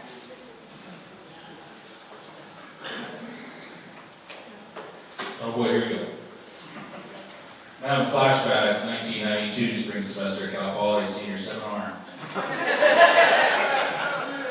I had to stand up in front of the class in a suit and tie and give a speech. My instructor was Lou Harper, and I remember sitting in his office complaining to him, Lou, this is just not my deal. I just don't enjoy this. I don't know why we have to do it. And his advice to me was, you don't know that. So he was a wise man. I want to take a couple minutes to talk about what's going on today with our surface water. And this opening slide here is really pretty. This is a really nice property. It's 8 acres. It's got a big house. It's got tennis courts, a pool. It's got a nice fence and a gate, and I really don't know why that's there. Gates and fences really don't work anyway. But does anybody know who owns this property? If you know who owns this property, I'll buy you a soda after the meeting. Or maybe something stiffer after we get done. Nobody knows. This property is owned by your new governor, Gavin Newsom. And it's in the beautiful city of Fair Oaks. It's 8 acres, the whole property is landscaped. It's got a lot of grass. Most of the property is covered with grass and trees. So the water for this property comes out of the American River, at Folsom Reservoir. Do you remember what Folsom Reservoir looked like during the year 2014 and 15? So I wonder if we get into drought again and Folsom Reservoir turns into a mud puddle, how our new governor is going to irrigate his property. I wonder if he's really in tune with the water challenges that are going on right now in the state of California. I really wonder that. So I'm going to talk really quick about the update to the Bay Delta Water Quality Control Plan. How many people in here are familiar with what's going on right now with the Regional Water Resource Control Board and the current update to the plan? Raise your hand if you're familiar with what is going on in the state. Maybe 30% or so. So we're going to talk about how that will affect the implementation of SGMA in Colusa County. Phase 1 of the plan was to increase unimpaired flows in the San Joaquin River and its major tributaries, the Stanislaus, the Tuolumne, and the Merced rivers. Now, Phase 1 is in the books right now. There was an effort to produce some voluntary agreements instead of accepting what the state had proposed, which was an increase of unimpaired flows on these rivers of 40%. Now, the state adopted that policy, and right now there's multiple lawsuits being filed against the state of California against this decision. Phase 2, increased unimpaired flows in the Sacramento River and its major tributaries, the Feather, the Yuba, and the American rivers. So that's right here, right? That's our valley. Phase 3, the third phase, implementation. Now this is the scary phase. I mean, after they say that, how they tell us how much water that they're going to take from us, then they're going to tell us exactly how they're going to take that water. Third phase of implementation will include determining the changes to water rights and other measures needed to implement the plan, and it will begin once final objectives for phase 1 and or phase 2 have been adopted. Now here's something that kind of puts this into a bit of perspective, and I thank Thad for this. For every 10% increase in unimpaired flows, there is a loss of 1 million acre-feet of water. When I say a loss, it's not really lost, it's dedicated to environmental purposes. It's not used for agriculture. So the current proposal from the Water Resource Control Board is to increase unimpaired flows, which are currently 35%, by 10 to 30%, so up to 65%. Okay, so what does that mean? I mean, some people have heard these numbers, but they really don't know what it means, how it impacts them. You guys see all that? Okay, 35% unimpaired flow, that's where we're at today. I'll run through this slide really quick. We've got the 4 major areas within the county, the non-organized areas, which are the private pumpers, also some riparian land. We have the Sacramento River Service Districts, such as GCID. And we have the TC Canal Service Area and the National Wildlife Refuges. So we have over 400,000 acres in production. We apply a total of over 1 million acre-feet of water, and which 837,000, roughly, round numbers, 80% is surface water and 20% is groundwater. Okay, these numbers are pulled out of the Colusa County Groundwater Management Plan. They're based on the 2003 DWR land use survey. So things have changed a little bit since 2003. We had a lot more permanent crops than we had back then. So I would expect these numbers to be a little bit different today than they were back then. But it paints a general picture. That's what we're trying to do here. Okay, so pay close attention. Surface water, 79%, groundwater, 21%. Now we're going to jump ahead. And this is going to be a worst case scenario, but you need to understand what the worst case scenario is. 65% unimpaired flow. Okay. Now, if you look at the TC Canal Service Area, highlighted in yellow, about 80,000 feet, probably a little more, maybe closer to 90,000 today, somewhere in there. The reason that we have subsidence in the Arbuckle area, 2014, 2015, that was a zero. We had a zero allocation in the west side. So landowners in that area were forced to use groundwater, 100%, no surface water. So if we take a look at 65% unimpaired flow, when we back into the numbers, what does that mean to Colusa County? Roughly a loss of surface water of 350,000 plus or minus acre-feet of surface water. That's a big number. If you fathom that, how many acres would that cover? Lots of acres. So, you know, it's a scary number. It's hard to really contemplate that much water being lost, but it's real. That could happen. So, our situation today is relatively sustainable at 20% of our water being groundwater.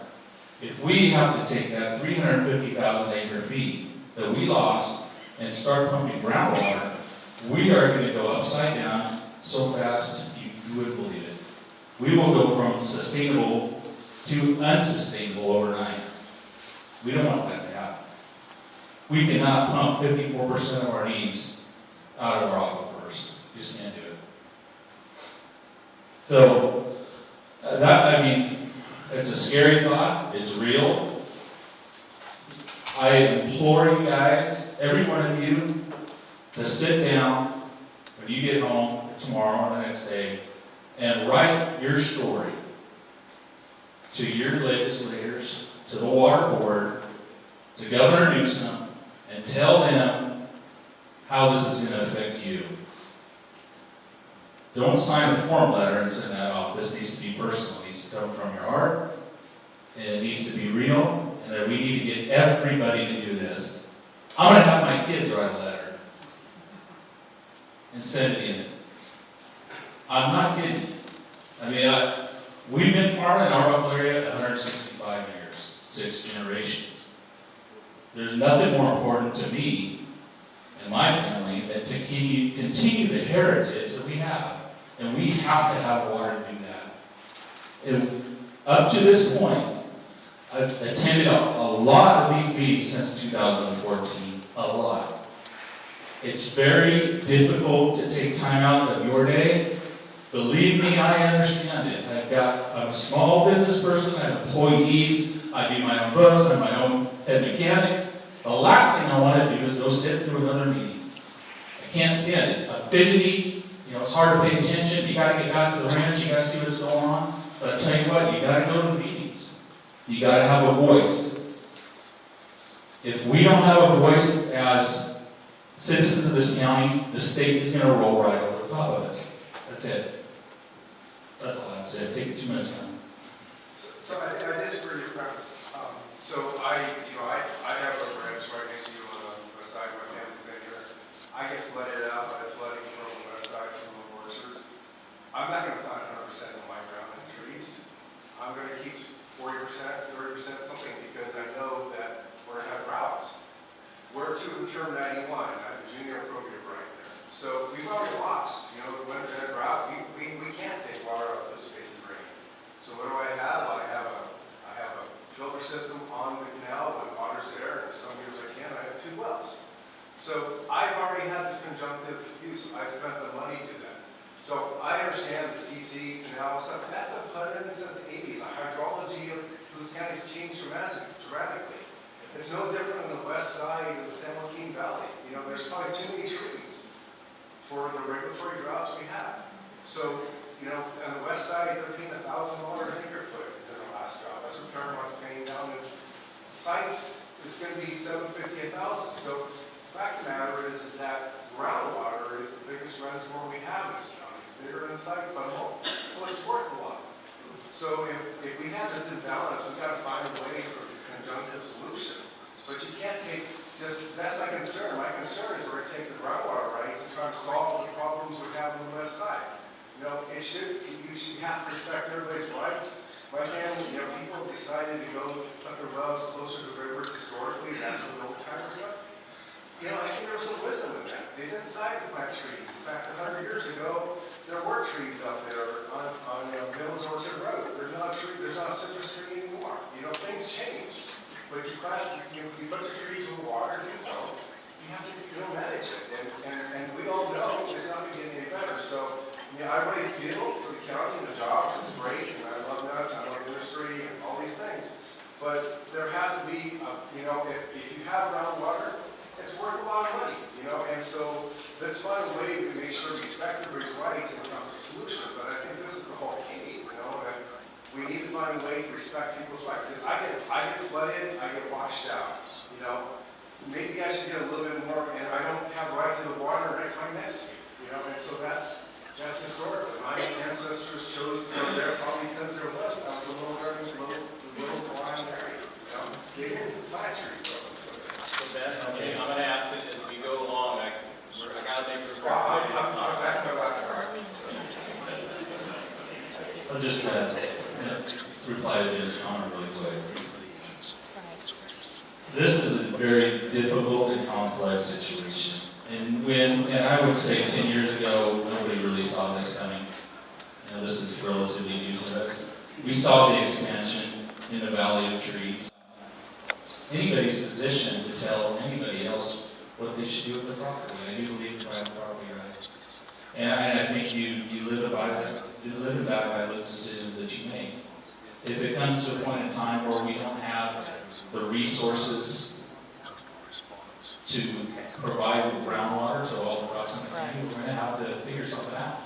We're going to have recharge basins. We're going to have injection wells. We're going to have to figure it out together.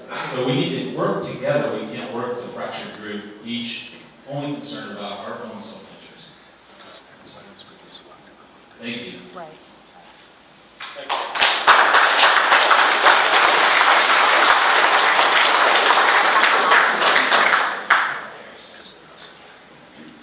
The record show that Darren was the only one that got an ovation.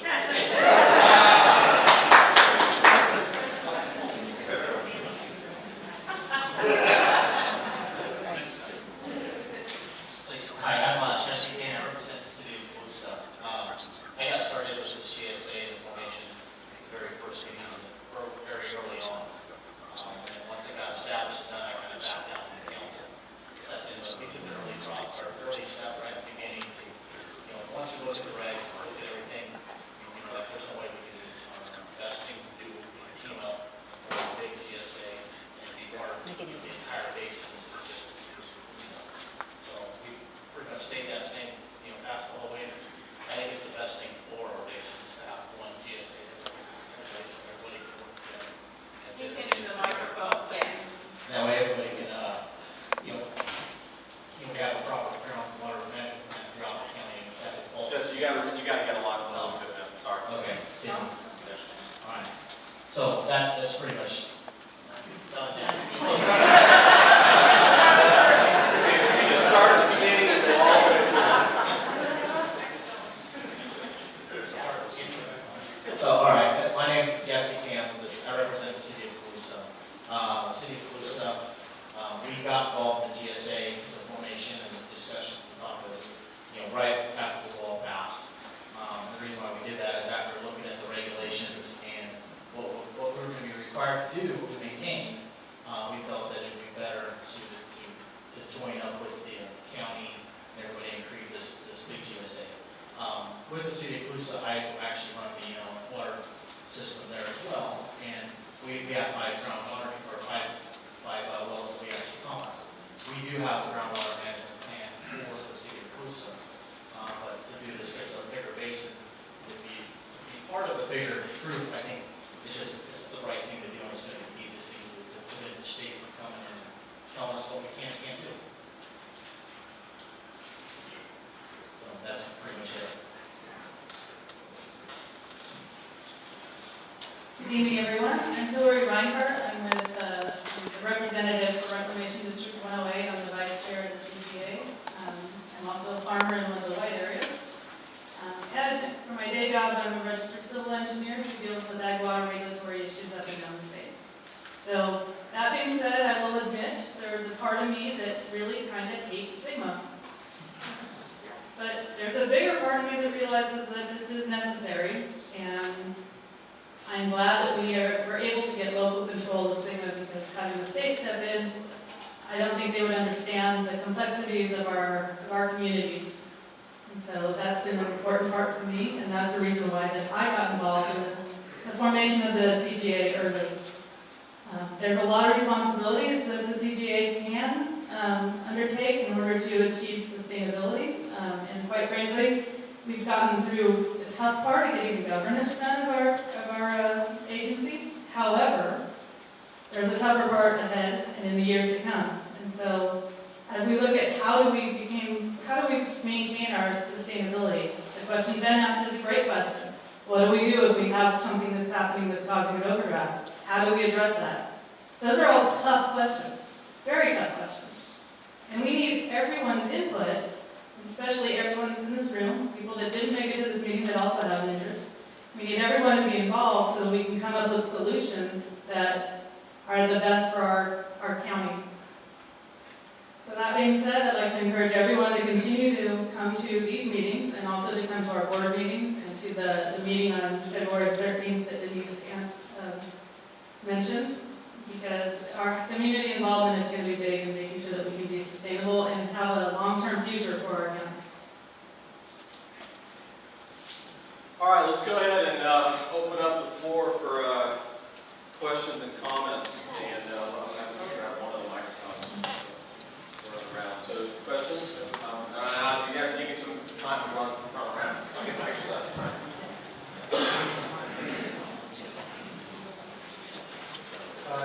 I'm not sure who on the panel can answer this, but you mentioned at the 2018 election that we're looking to finance the CGA for 5 years.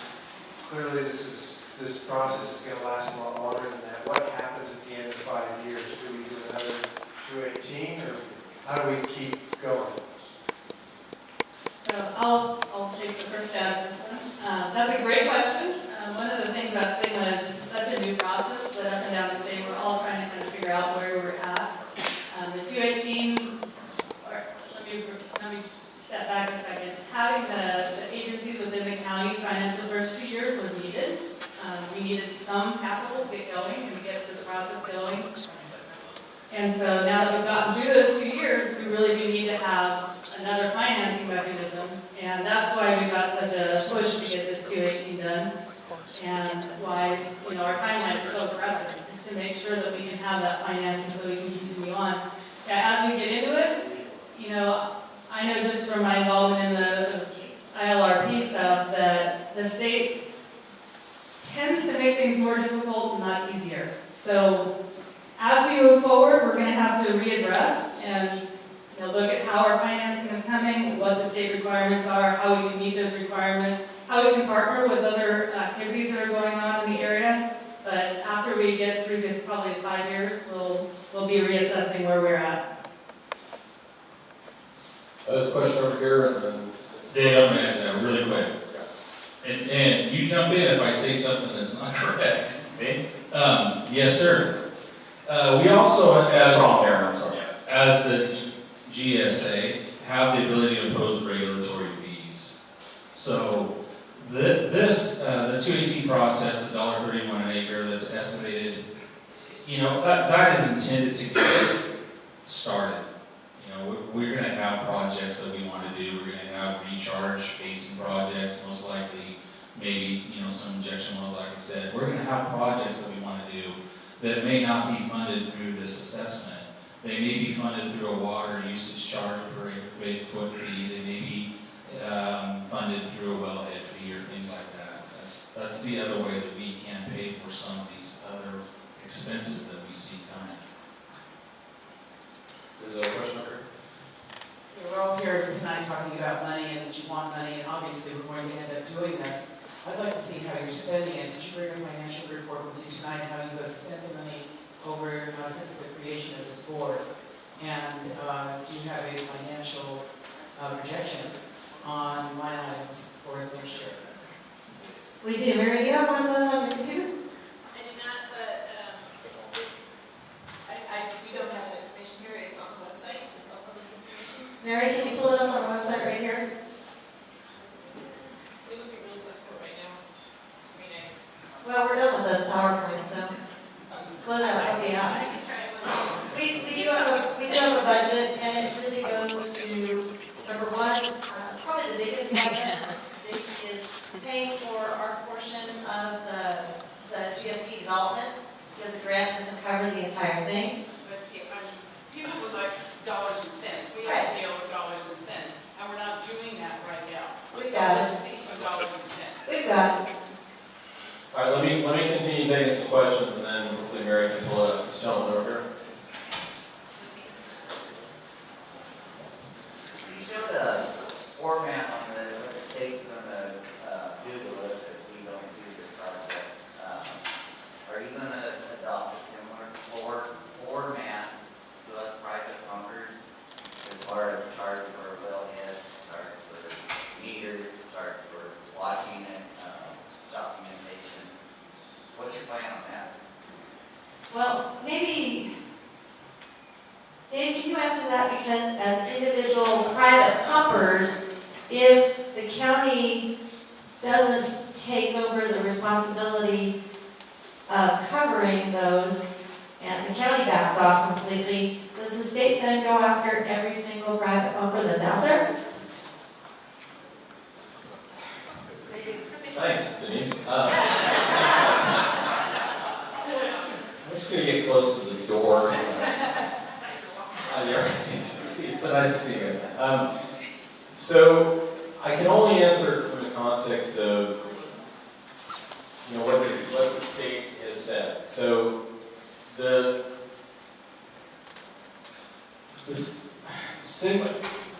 SGMA doesn't care how sustainable District A or District B or whatever it is. That was sort of part of why SGMA was written the way it was. They defined it by sub-basin or by basin.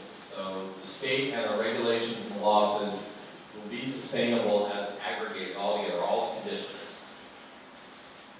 What I've heard, but I can't speak for the State Water Resource Control Board, I don't work for them, but were there to be a circumstance where private pumpers were non-compliant, would the state come in and impose on an entire basin? In worst case scenario, technically speaking, legally speaking, yes, that could happen. What I've heard and what I've been told, and I'm not going to seek to draw a comparison between like how CGA or GGA or YOLO has done things, but I'll just describe them. YOLO moved ahead because they had a lot of data. They moved ahead and moved straight on to management areas. That's how they're structuring it. And they built this kind of very decentralized model where the management area is responsible to basically keep their folks compliant.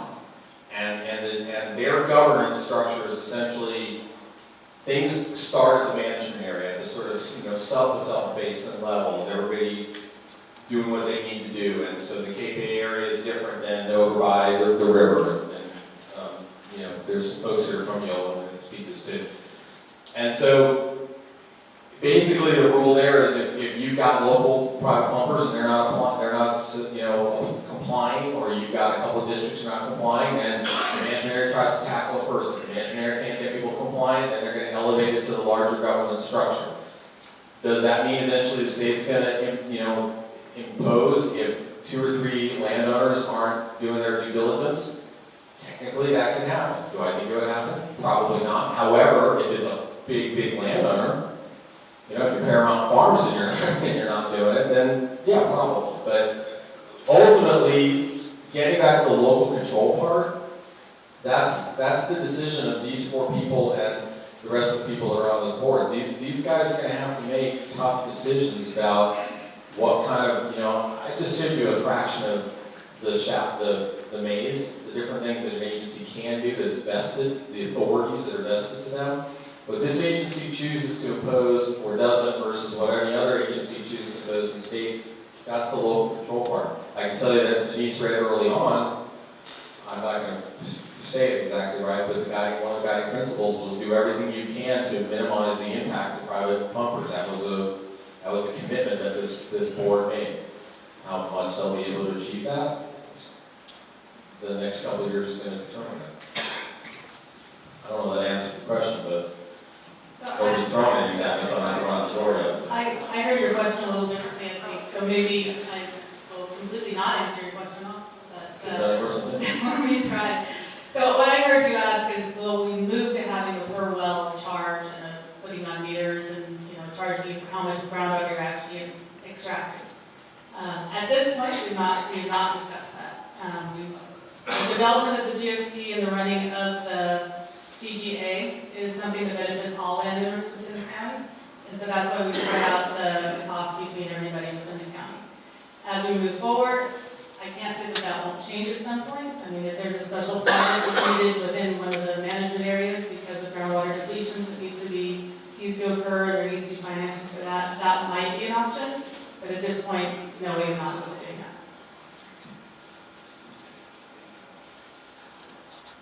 I'm coming back over to Mary because we're not getting internet, so I was just out trying to find out where it's located on the website folks can look at. So I believe it's on, there's a Proposition 218 page under projects. I believe the budget is there. I will make sure tomorrow that it's up there in an easily accessible place. It's in many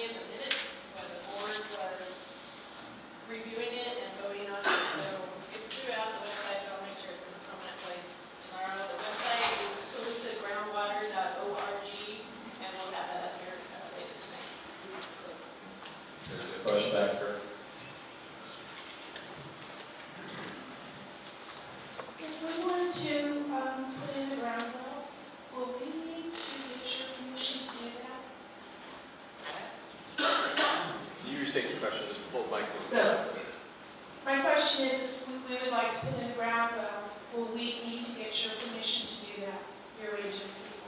So that's actually a county issue.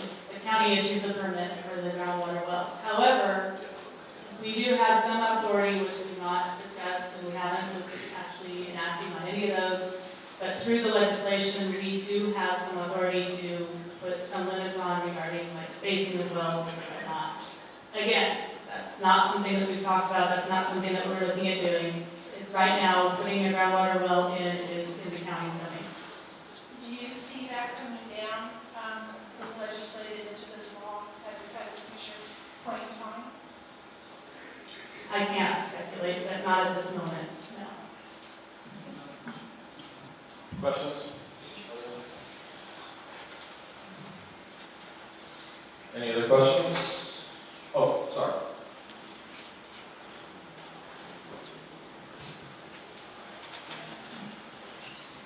Hello, I would like, Denise, you guys do have my email, and I'd be more than happy to help the people that don't have internet and access to these things and live under the rock. I'd like to help them get the information. So if you want to email it to me, I'd be more than happy to share it with our Princeton people. I appreciate your work. Thank you. You're talking about the budgetary information? or Well, just any everything? information that they feel is necessary to share with our community, I would like to be a part of it. Cool. Awesome. Other questions, comments? Terry? David, one of your slides, it said that if the 218 fails, the CGA will disband. If we know we can take the area, we really think they'll have groups instead of take it over. Just like to say. Well, yeah, it's not my position to speculate. I know that just by a matter of what was written and agreed on, the funding agencies that have been spoken to a couple of times here were willing to come forward for the first 2 years to pay money.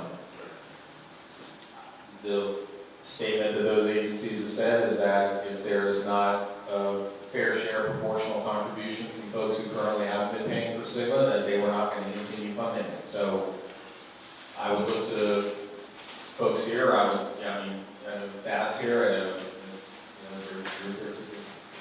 Dan's here, so I mean, if you guys are members, if you want to speak to, as member agencies, what your line in the sand on is, you know, I know that that's what they said, 2 years we're paying for it, after that we're not paying for it anymore.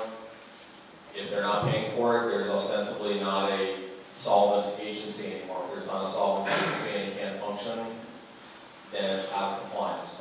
I'm not taking sides, I'm just saying sort of just logically that's what plays out. You want Dan or Dad? See, Dan's smart, you got way in the back. I'm not getting Mike. I mean, I think it's pretty hypothetical at this point. That's been our board's position to say that we don't want to pay for other folks. I mean, I see a lot of faces in this room that are within our district. We're kind of double charging our growers to fund other people who are using groundwater in the county. I can't go back to you all in our district and have to keep doing it. I mean, I just can't pass that red face test. So I think we're hopeful this process moves forward. We think this is in the best interest of the county and everybody in the room in both surface and groundwater. So I think it's one step at a time. I think people in here know the right decision that needs to be made, and we're trusting folks to do that. And we'll go from there. You know, if it doesn't pass, we'll have to talk later, but right now it's too soon to start talking about this. Other questions, comments? And recall GGA, the Glen Groundwater Group, they've got to achieve the same thing. Because again, it's an entire basin that has to be compliant. Other questions? When we first started having meetings after SGMA was passed, you know, I listened to Dave as our facilitator, and we had a little bit of a debate. You know, that SGMA was a great piece of legislation. The great thing about SGMA is it does provide for local control. But myself as a private pumper always felt that SGMA had a major Achilles heel, and that Achilles heel is it gives power to those agencies who really don't rely on groundwater. to control the groundwater. It doesn't give the power to the private pumpers, who are the stakeholders who are most dependent upon groundwater. Right, so it seems like things are flipped upside down to me. So there was a group of private pumpers that were involved in this process from the very beginning, and we advocated for inclusion in the process from beginning to end, and ultimately to have seats on the board. And we advocated for more than 2, of course, but you know, in fact, we were hoping we'd get 5 or 6, and the districts would get 2. Right? But it didn't work out that way. You know, but luckily, you know, at the time there were no other discussions up and down the state that I was aware of about any GSAs, including private pumpers on their boards as full voting members. We're lucky that we have the support of Supervisor Carter and Supervisor Van at the time, and that pushed to allow us as private pumpers to be included, and I think that's really key. That's a really key thing. And we also need to, you know, the districts have to sign on to that too. If GCID already established $1.31 per acre. What do you do on year 2 and say, oh crap, it's $2 feeding? Do you have a backup fund to grab money out of, or how are you gonna, or are you just gonna run in the red for the next 4 years? So the question was, if our budget ends up being higher in the second year, no, we could not have a backup fund. Actually, our budget at the end of 2019, where all of us chipped in, we're gonna be down to, in June of this year, be down to like $50,000. So we've just about run through all the money that everybody's contributed. And we figure we have just enough to get to that property tax bill in December. To continue funding. You know, well, you can see the budget, we've gone over the budget a number of times, and there is a little bit of contingency money. There is, what else is it? You know, there's a GSP, there's staff time, there's a lot of staff, there's accounting, there's insurance, there's also legal. You know, we have to have our own attorney, our attorney is here somewhere, that's right there. So we have to have all those separate items to run the organization. So we think that we've done a pretty good job of looking at our budget. We've looked at it every year. We've looked it out for a few years, and hopefully we'll be all right. I know we have an escalator, a CPI escalator, I believe, in the 218. Is that correct, Linda? That's not Linda's. I'll speak to that. Of course, that's part of the rate study. We recommend, because inflation historically is real, that it's prudent to at least have an ability to have your board each year ask the question: did we have inflation? Check the index. Yes, we did. Give the chance to base the assessment equal to that consumer price index that we're referring to, or not, and do that each year. And that's our recommendation as rate consultants, that you give that board that authority to check in each year and make that. But of course, that decision then is up to the board once we look at the rate study to go with our recommendation or not. That will be our recommendation. It's prudent. Right. So there is an escalator that we have to either. We could also, you know, all of a sudden we decide, oh, we've got a lot in reserves. We can also lower the rate. We can't up and above what we've established with CPI, but we can lower it. So, and I thought that, actually Jesse mentioned something about rate studies, and that, would you please? Yes, on the 218. He has a lot more experience on these. So yeah, typically on your rate study, there is a CPI built in. Oh, there is a CPI built into it, and it's, and the typical 218 is valid for 5 years. So, you can correct me if I'm wrong, but from what I understand, the 218, even though it's valid for 5 years, doesn't mean that the 6th year, 7th year, you won't get still assessed those fees. It's just nothing can change. The CPI can't be implemented after the 5th year, stuff like that, unless the new 218 is actually completed and done. So, yeah, that's very typical. For the CPI, there's a lot of jurisdictions that I researched that has actually done a 5-year study in the CPI, and they haven't implemented the CPI. They skipped it year 1 and 2, but then implemented it in year 3. So, but yeah, it's very normal for that to happen. Do you have to wait 5 years to 218, get the 218 next year? No, the 218 is good for 5 years, but if you, in year 2, for example, and you correct me if I'm wrong, but if in year 2, you find out that you're $500,000 short, you can do it at 218, and then it's valid for 5 years. So, we're just a tad past 8 o'clock, so I just want to do, you can stay over a bit, but I just want to double check.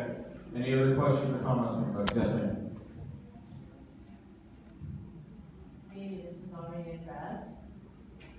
So the per acre fee, is that going to be total acres in a parcel or irrigated acres? Assessed acres. Assessed acres, that has nothing to do with irrigated acres. Correct. Even though the water would come, is only for irrigated acres.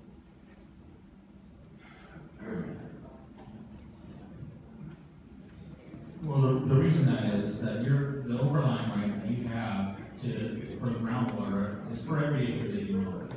It's not only for your acres that you're irrigating. You may at some point down the road decide, hey, I'm only irrigating half my acres today, but I want to irrigate the rest of it. You always have that overlying right, it doesn't go away. Well, I'll put it right. And this includes wetlands.